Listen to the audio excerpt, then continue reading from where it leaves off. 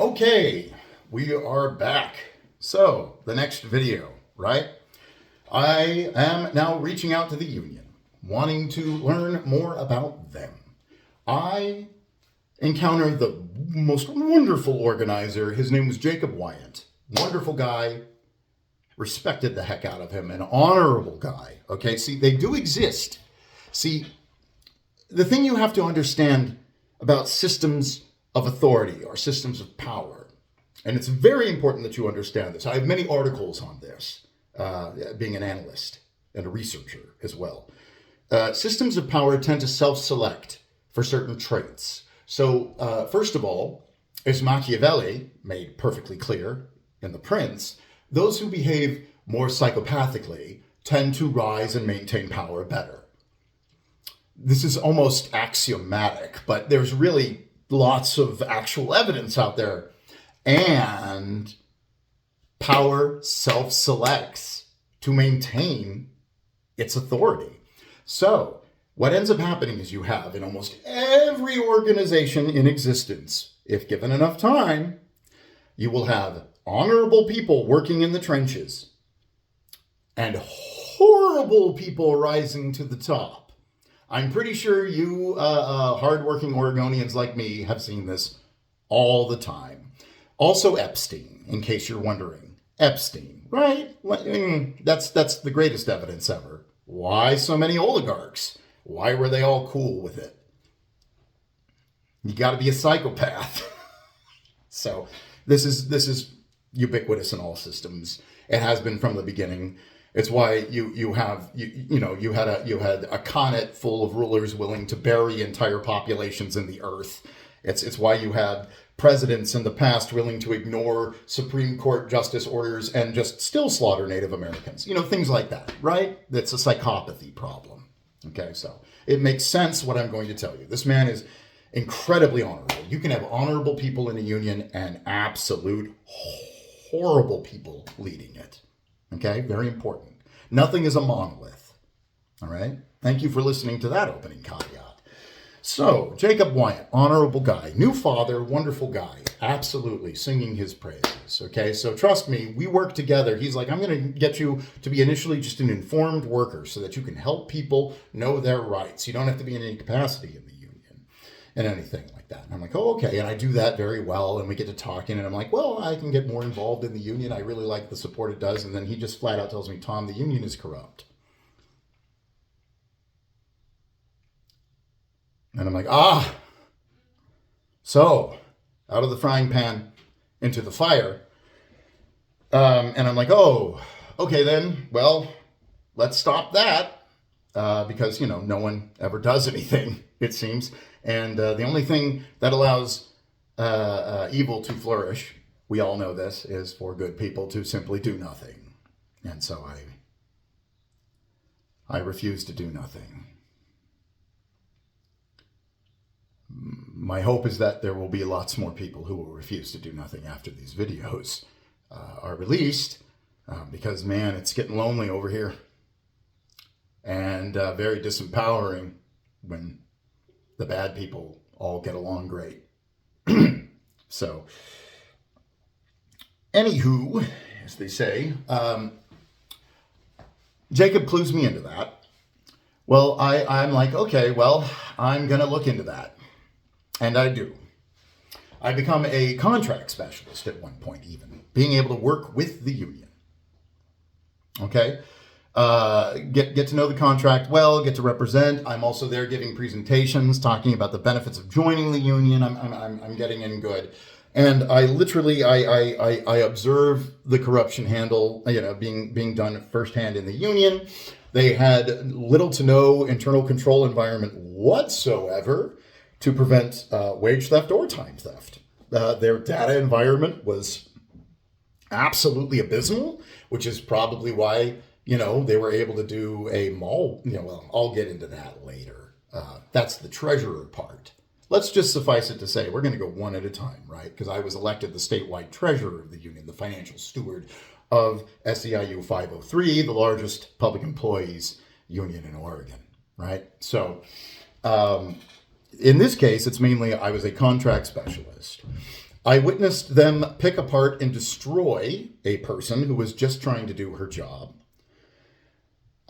Treating her the way we never wanted to be treated as state workers. They were treating this woman. I won't say her name because, like I said, that was a situation where they were trying to just drag her through the mud and get rid of her as a contract specialist. And she came to me and said, the union is corrupt. And so I'm like, yes, I know.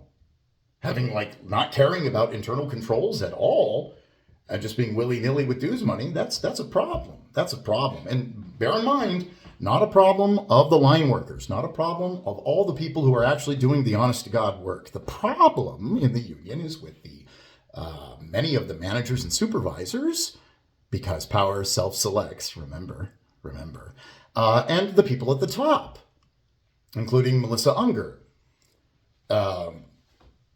and Siobhan Martin. What I witnessed after they annihilated this poor woman and got her out of there and sent her packing, just for her trying to do her job well, a little too well, right? What I then witnessed was all the contract specialists just getting together and having a chummy meeting and then starting to make fun of trans people. Now, my eldest child has come out as non-binary, but that doesn't matter. What matters is that we had rules against that, and if you're taking money from either the workers, because you work for the union, or from the taxpayers of Oregon, because you are a contract specialist liaisoning between the as a liaison between the union and the state, which is what we were, mind you. So these are state employees making fun of trans people. You're not allowed to do that. There are rules, and you should follow them. So I point this out. I bring it to Brittany Green. The union, of course, covers it up as fast as they possibly can. I knew they were going to do this. They had a code of conduct process with a committee that wants to basically is peopled by union insiders who are going to do anything to protect the union. Like, their idea is screw the individual and their rights if it harms the union. And that is that ethos among a lot of people that seek power within these organizations. So what ends up happening is I gather all the evidence. It's a dead to rights situation. I'm even targeted by the gentleman who is the result, was at the receiving end of the investigation. I'm actually targeted by this gentleman who called me up, and I won't use his name either. But that's something you really can't do. In fact, if you attempt to harass a fellow employee as an employee within the state of Oregon during an active investigation, you get fired. It's just like you get fired. Like, that's just such an egregious violation, you know. Not if you're a manager, I guess, or not, but just, if you're one of us workers, the people that are actually busting our humps. So Brittany, again, has this lovely chilling effect where all this just goes away and nothing happens. The guy who violated these horrible policies while getting paid with your tax dollars, mind you, breaking the rules while earning money from your pockets. In case you're ever wondering, when you pay your taxes to the state of Oregon, this man has got money. Just like I did, right? The only difference between him and I was following the rules and trying to do the job with your money, and he was not. And a lot of the others were laughing along with him. So, so that then becomes a big chilling effect. Everything goes away. Nobody gets in trouble. The only people that have suffered in any way after any of this, mind you, they targeted me. They tried to go after me, but again, I'm very good at what I do. I'm very, very good at what I do, especially with the lower level stuff that you're seeing here. They tried to go after me, but I insulated myself from being targeted, again, with good evidence. So they just did the other thing, which was they just made it all go away. and the Code of Conduct Committee just voted like, yeah, there's nothing to worry about. Don't worry about it. In fact, I even did a complaint against the president at the time, Mike Powers, who, by the way, once his presidency was done, immediately got revolving doored into some weird made-up position where he somehow interfaces with political people here. This will be very important because he was the president when the data breach happened. And now he interfaces with political people and gets paid six figures for it. So, mind you, indirect, like, so your tax dollars go to us, state workers, and then our money, our dues, go to them. So it's kind of, there's a pipeline from us, your tax dollars to Mike Powers getting paid six figures to do what exactly? I don't know. But, that's neither here nor there, because he was also complained about for violations of the Code of Conduct, and they just made that go away as well. So that's when I quickly decided, hey,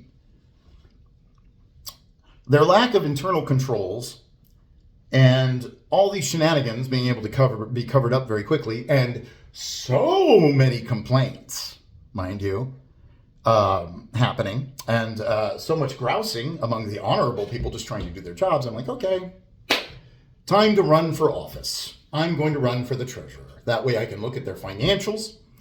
I can point out how they can improve. Like when I ran for the treasurer, it was mainly I wanted to dig deep, look at everything, and then fix the environment so bad actors would get called out. It was not trying to drag the union or harm them. I was actually offering them hundreds of thousands of dollars worth of analysis and internal control authoring, which they swiftly turned down. And I could not comprehend why, other than you don't want me looking at things. And we'll get into that after I talk about my election process and everything. And that will be in another video. But suffice it to say, I encountered this horrifying situation, which was covered up by both the state of Oregon and the union. Why? Because Tina Kotek doesn't want to get embarrassed. And we'll just move on from there. So the next video is going to be about my experience as being the treasurer. And won't that be lovely?